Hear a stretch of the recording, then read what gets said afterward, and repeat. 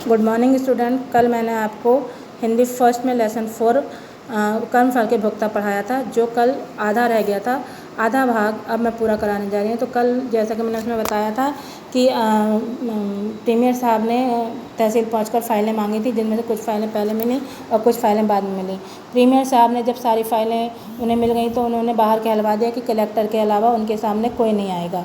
अंग्रेज़ कलेक्टर के साथ बैठकर जब फाइलों को को खोला गया तो उसमें ज़मीन सारा कारनामे समझ के ज़मीन कैसे औरों को दी जाती है, किस तरह सैकड़ों ज़मीन नौकरों कुत्तों और बिल्लियों के नाम कराकर सीलिंग से बचाई जाती है। किसी ने कर्ज लिया ही नहीं मगर वसूली में उसकी सारी जायदाद जब्त कर ली गई। जमींदारों के नए नए कारनामे, अनेक बातें तरह तरह के रहस्य उजागर करती रहीं। अंग्रेज़ कलेक्टर भी इस बात से भौचक्का था। रात के 1 बजे तक यह करिश्मा चलता रहा, जिसके परिणाम में भ्रष्टा अन्याय नियमों का उल्लंघन अपने चरम रूप में उजागर हुआ। प्रीमियर साहब गुस्से में होठ काटते हुए पीए से बोले, देखो मोहन, लोग कहते हैं कि अंग्रेज़ों ने भारत को तबाह किया, जबकि हमारा भारत के लोग खुद ही इससे ज़्यादा तबाह क्यों हैं? क्यों कि अंग्रेज़ तो चलो देश का पराया है उनके लिए, लेकिन हमारा देश हमारे लिए तो अपना है। फिर भी देखो इनके कर्तव्य ऐसे हैं कि घिनौनापन भी उनको देखकर मुँह बिचका ले। कार्य विराम के बाद क्या हुआ, उसकी नींद लगी थी, यानी कार्य जब खत्म हो गया तो वह मोहन अभी सोया था, तभी किसी ने दरवाज़ा खटका। कमीज का पहनकर बाहर निकलने पर देखा तो सामने कौन थे? हिंदुस्तानी तहसीलदार थे और डिप्टी कलेक्टर इशारे से उन्हें बुला रहे थे। पास आने पर एक कोने की ओर ले गए और बोले कि हम दोनों ही कर्मचारी हैं, डीएम साहब तो आज हैं, यानी प्रीमियर साहब तो आज हैं, कल नहीं। कहते हुए उसने चमड़े का एक बैग थमाया और आंखों में आंखें डालकर बोला, दोनों के मोहन की कम हो तो और भी देंगे, यानी उसे रिश्वत देने की कोशिश की और बोले फाइलें आ जानी चाहिए। सुनकर एक बारगी तो वह मोहन जो था सिहर गया, यानी डर गया। फिर महात्मा गांधी की इतनी ऊंची कल्पनाएं, उन कल्पनाओं पर अपना सर्वस्व न्यौछावर करने वाले उसे प्रीमियर साहब याद आए और दूसरी ओर सामने जो खड़े थे वो उसे पिशाचों की तरह, भूतों की तरह लगे और सामने का धुंधल का आंखों के सामने आने लगा था। उसका डर के मारे बैग छूट गया और वह पीछे मुड़कर बोला कि ये काम मुझसे नहीं होगा। उसने रिश्वत लेने से मना कर दिया और वो वापस चला गया। राजधानी लौटने पर कार्रवाई के परिणाम स्वरूप क्या हुआ? तहसीलदार सस्पेंड हो गए, सारे स्टाफ का तबादला हो गया। इसी बीच सारी सरकारें भंग होंगी। प्रीमियर साहब असहयोग आंदोलन में जेल चले गए और पुनः पीए की जगह सामान्य क्लर्क बन गए, यानी मोहन फिर से जो उनका पीए था प्रीमियर साहब को, वह फिर से क्लर्क बन गया।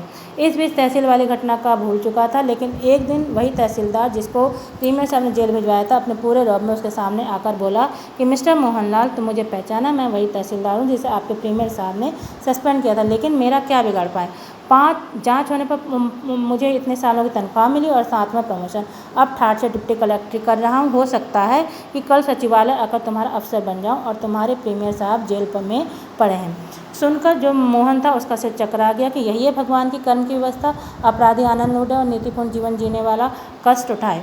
तब कर्मफल का सिद्धांत प्रश्न दीवारों से टकराकर उसके पास लौट आया। उसने सोचा कि अच्छे काम का फल अच्छा क्यों नहीं मिला, क्यों बुरा मिला, क्यों प्रीमियर साहब को जेल जाना पड़ा और इनको प्रमोशन मिला। फिर उसके पास कोई जवाब नहीं था। फिर इसी तरह दिन महीने साल के बहते काल प्रवाह में बहुत कुछ बदल गया। देश से अंग्रेज़ों का शासन उठ गया। स्वतंत्र भारत में फिर से चुनाव हुए। उस चुनाव में जो हमारे प्रीमियर साहब थे वो वापस से मंत्री बन गए और उत्तर प्रदेश के मुख्यमंत्री बने और संयोग से पुनः जो मोहन था उनका पीए, वो अब फिर से उनका व्यक्तिगत सहकारी था, ना फिर से पीए था। तभी एक दिन डिप्टी कलेक्टर साहब के बीमार होने की मोहन को सूचना मिली, तो वह अस्पताल में डिप्टी कलेक्टर जो उसे सुनाने आए थे कि मैं अब ये बन गया हूँ, अब तुम्हारा अफसर बन सकता हूँ, उसके बारे में खबर मिली। तो वो उन्हें देखने गया। लकवा मार जाने का उनका बायां हाथ पूर्ण निष्क्रिय हो चुका था। बोलने में बायां अंग पूरा निष्क्रिय, लेफ्ट साइड, और बोलने में भी पूरी तरह असमर्थ थे। उसे देखते ही उनकी आंखें बहने लगी, रोने लगे, मुंह से गें की आवाज़ आने लगी। उसने उनका हाथ अपने हाथ में लिया और एक कागज़ पर वो जो व्यक्ति थे डिप्टी कलेक्टर जो पुराने जो रो रहे थे, उन्होंने कुछ लिखने के लिए तकिए से झुककर कागज़ निकाला और लिखने लगे। लिखकर उन्होंने कागज़ उनके हाथ में थे। कागज़ में क्या लिखा था? लिखा था, तुम ठीक थे मोहन, मेरे जीवन के सारे अपराध आज मेरे मन में किस तरह को तूफान मचाएं, शायद ही कोई अनुमान कर सकता है। परिवार बर्बाद हो गया, लड़के आवारा निकम्मे निकल गए। हो सके तो भगवान से मेरे लिए प्रार्थना करना। काश यह सब मैं पहले समझ पाता। पढ़कर उनके चेहरे की ओर देखा उसने और पीड़ा और बेचैनी गहराई थी उस व्यक्ति के चेहरे पर, जैसे लकवा मारा था। आंखों से लुढ़कते आंसू बिंदु गालों को भिगो रहे थे। सांत्वना भरे शब्दों के अलावा मोहन उनसे और क्या कह सकता, उन्हें दिलासा देने के अलावा वो और कुछ नहीं कह सकता है। अगले दिन जब कार्यालय में मुख्यमंत्री महोदय के सारी घटना सुना रहा था तो पंडित वल्लभ ने, यानी वो थे पंडित वल्लभ पंत, एक क्षण उसकी ओर देखा और फिर उन्होंने कहा कि गंभीरता का रूप ले लिया और बोले कि लोग कहते हैं, और वो कहते हैं कि विचार जगत में दुष्कर्म का भाव उठते ही उद्विग्नता छाने लगती है, कि जब हम अपने मन में कोई गलत विचार करते हैं तो हमारे मन में उसके प्रति बेचैनी होने लगती है, किंतु उसे हम अनदेखा कर देते हैं। पर हम उस विचार को अनदेखा कर देते हैं कि हम गलत सोचकर गलत परिणाम हो सकता है। दुष्कर्म करते समय भय, आशंका व भारी आकुलता उसे घेरे रहती है। जब हम कोई गलत काम करते हैं तो हमारे अंदर उसके लिए डर रहता है, लेकिन हम उसे भी अनदेखा करते हैं, अपने उन्माद में इसको और भी ध्यान नहीं देते, और दुष्कर्म होने पर स्वयं को वह सतत असुरक्षित महसूस करता है। जब कुछ गलत कार्य हो जाता है तो हम बहुत अपने आप को असुरक्षित भी महसूस करते हैं।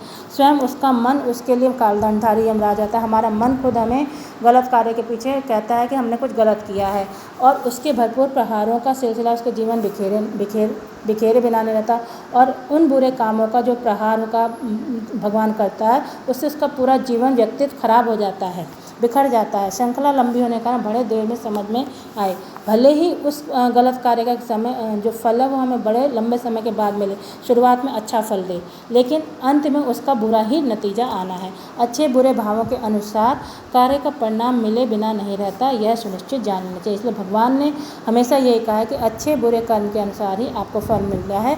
ये हमें हमेशा समझ लेना चाहिए कि अगर हमने कभी अच्छा कार्य किया तो हमें इसका अच्छा फल अवश्य मिले, और बुरा कार्य हमने किया है तो बुरे कार्य का फल भी हमें भले ही देर से मिले लेकिन मिलेगा ज़रूर, और बुरा ही मिलेगा, कभी अच्छा नहीं मिलेगा।